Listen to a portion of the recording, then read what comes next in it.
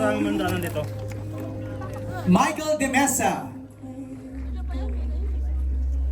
Dina Bonnie V, Jameson Blake, Jane Oineza, and of course our lead stars Ivana Alawi and Joshua Garcia. All right. Masayang kwentuhan ito. We're about to discover how they put their heart into this series.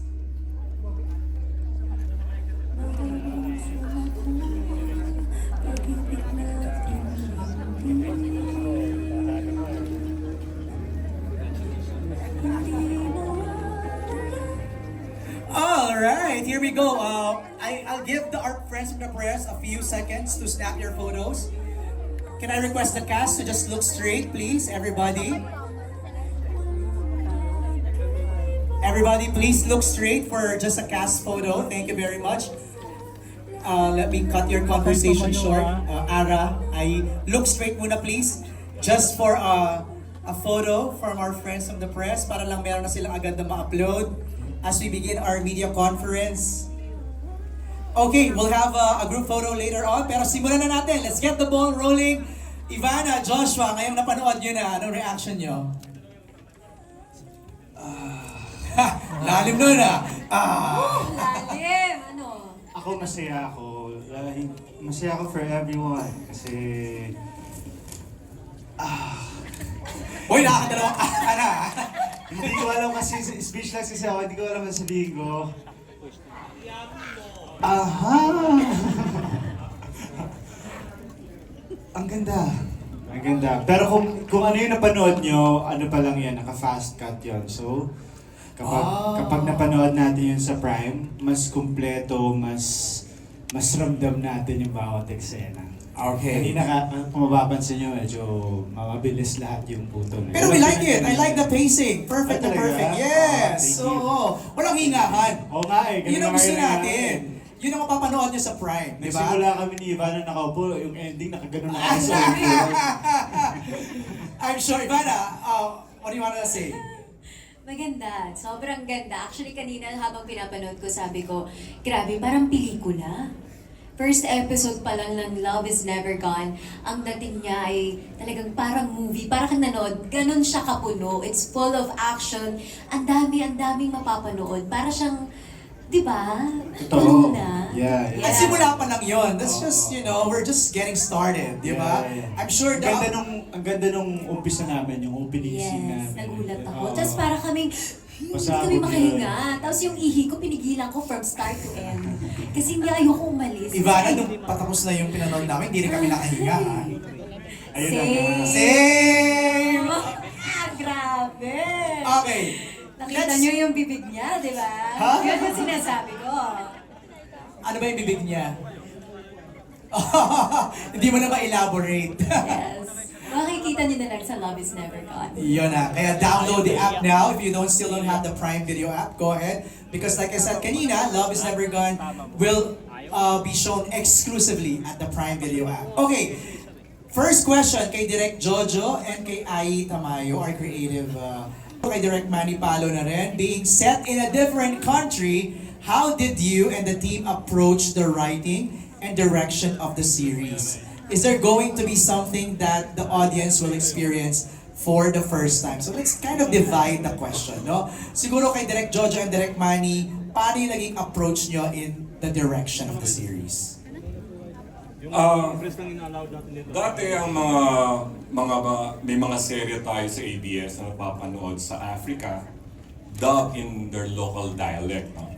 Pero ito ngayon, filmed siya actually in Africa, or more specifically in Morocco. And then, nung ginagawa yung kwento, ano sa amin it has to be full of action also. So, syempre, no, when I direct any project, any series, I consider first and foremost the narrative. Second, all the other elements like location and all the elements within that location, kung paano ko gagamitin yan, and the actors, of course, no. Tapos, inano namin, sana may maipakita tayong bago. Like napansin naman siguro, the camera movement is not static. Mas filmic ang approach. Because it's gonna be shown on Prime Video. Diba? Ano na siya, diba? Streaming na siya. And we always firmly believe that our audience deserve nothing less. Agree. Direct Jojo? Halos sasabi naman na ni Direct MP. The camera angling is different. The action scenes plus the undeniably chemistry of Ivana and Joshua na meron talaga. Di ba? Yung titigan pa lang nandun ah. With the Morocco in the background. And the texture of Morocco. Diba? Ganda. Yes.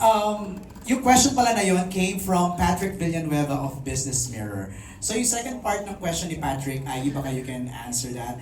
Is there going to be something that the audience will experience for the first time?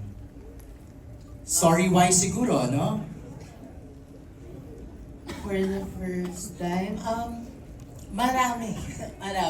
Actually, it's a combination of yung something old and new, and it's a classic. Kasi syempre kahit na shoot ito sa Morocco, sa bansang hindi pa natin napuntahan, parang it's very important na yung main character na nandun, na Pinoy, ay pinanood natin, nararamdaman pa rin natin yung pagka-Pinoy niya. Right. So, OFWs, di ba? Marami. So, parang we resonate with Teo's character, di ba? We understand Liana's character at yung mga Pinoy na nandoon. Ay, Ano ba nauna? Cast o kwento? kwento. Kwento. Direct Manny, you mentioned that kanina, di ba? Yeah. You offered it to Joshua and Ivana, immediately they said yes. Easy yes, Joshua? Easy yes? Yes, ano mo direct man yan? Pagka nag-no ako, baka sabay. Joke lang. Lahat ng ginawa ni Joshua sa Dreamscape, ako yung director. Hindi siya pwede tumanggi. Oo, yeah. That's why, Ivana, it was an easy yes for you, for sure. Yes, nung Oo. sinabi ba ng Joshua, yes.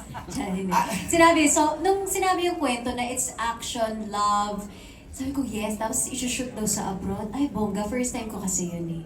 Tapos sinabi Direk Manny, ay, natakot ako. Tsaka ang ganda ng character mo. Oo, sobra. Sabihin yung parang- Sarap. Kasi parang, Ang dami mong karakter. diba, ginagawa ko lang siya dati sa vlog. Disguise. Tapos ngayon, nakita ko na siya, mahirap pala pag itong series. Oo, galing. Okay, next question ni Patrick is for Ivana. What was your inspiration coming onto the set in terms of your approach in acting? So,